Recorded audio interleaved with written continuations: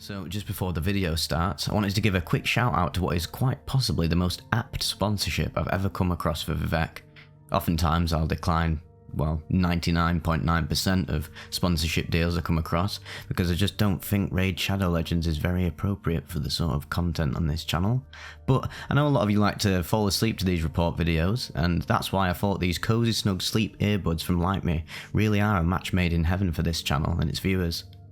If you're anything like me, you might struggle falling to sleep on your back with conventional earbuds in. I'd always wondered whether there were any designs that facilitated side sleeping without waking up with a perforated eardrum. Not only do these earbuds work wonders for side sleepers, they boast high quality audio, are super lightweight and soft with various different sizes of ear wings to pick and choose from, on top of having 21 hours of charge when using the charging case. So, now you can all quickly and smoothly fall asleep listening to me recount the usual litany of mind-bending, reality-shattering experiences that we all know and love. If you're interested, please check out the link in the description, and don't forget to use the discount code VIVEK for 10% off your order, valid up until the 9th of December. Anyway, we'll crack on with the video now, but be sure to let me know what you thought of the earbuds if you do end up snatching yourself a pair, and thank you to LYTMI for reaching out, I really appreciate it. That terrified, naked man in the corner is me. A Datura trip report by Craig, posted to Erowid.org, August 28, 2006. I'll start with a little background. This is a detailed report of a trip that spans the course of 3 days. I'm not 100% sure on all the details of the trip, as I can't truly recall everything. Clues I found in my house after the trip helped though, and chronologically, this story is quite accurate. Background. A friend and I have been serious into drugs for years now. We'll call him Chris. Between the two of us, we've tried nearly every drug that could even be slightly considered recreational, drugs many of you have never likely even heard of. Then came the inevitability. Deliriance. The day finally came where there were just no drugs left to try. After reading extensively, we turned to deliriance. It was all that was left to try now. We meticulously grew and picked Datura plants that we had grown and cultivated over an indeterminate stretch of time. The day finally came when the plant was ready to be ingested.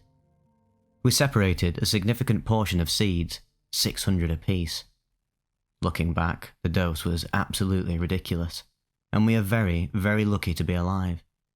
I should actually be a dead man right now. The mentality behind the dose was something along the lines of, well, we're too experienced not to do this much, and our bodies are too used to drugs, etc. Essentially, we were too tough for Datura, and thus took a very stupid dose and a very stupid risk. The trip. Day 1. T+0 to T+1 hours. Jen, a friend of mine, came over to sit with us. We ingested 600 seeds, each as quickly as possible, washing them down with a glass of milk. We then locked all the doors and windows to my house as to prevent any drug-induced rampages, police run-ins, or worse. Chris and I plopped down in front of my new big screen and began watching a movie. About an hour into it, I started to feel the effects.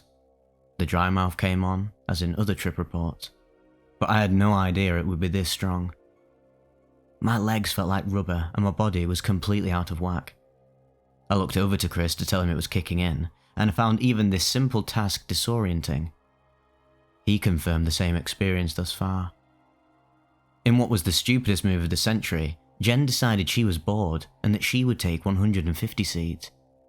Now, she's had her experiences with drugs before, but she was our sitter in this moment. T+3 hours. As time passed, it seemed to stretch on. Much like a DXM trip, I lost all reference of time. The only indicator was a digital clock, which would have been impossible to read if it weren't for the large readout. The movie had since finished and the television was airing some show about cops. I honestly couldn't tell you what it was I was watching, but all the lights and colours melded into this visual supernova that I just couldn't stop staring at. Chris grunted strangely, and I looked over to see him sliding off the couch. I became frightened because at that very moment, the room had vanished. We were stranded on a couch in a burning hallway. I grabbed Chris and pulled him back onto the couch so that he wouldn't get burnt. He looked at me with his massive pupils and spoke an unrecognizable string of words. Time slowed as he spoke. His voice echoed in slow motion, and his pupils expanded beyond his eyes, spiraling toward me. I was intrigued at what I was seeing when Jen grabbed my shoulder from the other couch. She was engulfed in flames and ran from the couch up into my bedroom. I laid on my bed trying to make sense of everything when I saw a man looking in through my window. Unable to make out his face, I was deeply, deeply frightened. It was dark outside, and I was on the second floor. Obviously, this was impossible, but I believed it. I believed that he was there. T+5 hours. Jen opens the door to my room. She shouts something and lays next to me. Her face twisted and turned as I stared, and I couldn't remember where we were. T+8 hours. I must have blacked out because 3 hours had passed and I was still lying with Jen in my bed. Only we were now both naked. Did we have sex? Why was I naked? What happened? I had no explanation, but somehow I didn't seem to need one. We tried to have sex, which is weird in itself since we never had so much as a kiss before this. I was too far gone to know what I was doing, and then I went black again. T+11 hours. I came to, sprawled on my bedroom floor, and now by myself. I noticed a residue on my body, leading me to believe that we did have sex, but Jen was nowhere to be found. I walked into the kitchen looking for her, but there was no kitchen beyond my bedroom door. Instead, I stepped into a supermarket, only it was closed, and there was no food on the shelves. I ran back downstairs into the TV room where I'd last seen Chris. The room was black.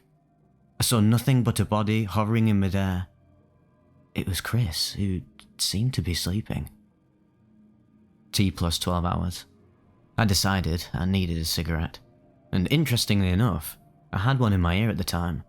I smoked it, and took yet another one from my now reloaded ear. Where on earth were these coming from, I wondered. T+13 hours.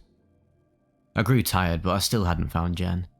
I walked upstairs and immediately upon opening the door, needed to lie down. I thought I was in some kind of endless field, and that I was sleeping on the grass. There, I slept for almost 20 hours. T+33 hours.